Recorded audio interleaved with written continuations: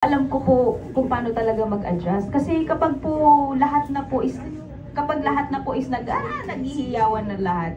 Hindi po siya maganda man pakinggan sa live kasi parang ano siya yung goosebumps. Pero in a sense kapag nawawala yung heart eh. So since galing na po din ako sa girl group, yung adjustment talaga lahat kumbaga naaral ko na.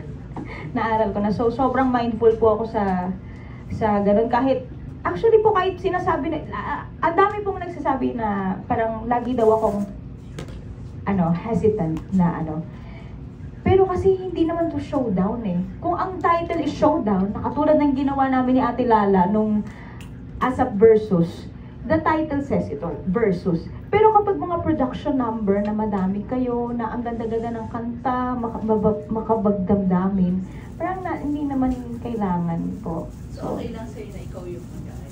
Oo, okay lang po. Kasi parang alam na din naman, if I sing solo, alam naman na po ng tao siguro yung kaya ko pong gawin po ba. So, thank you po.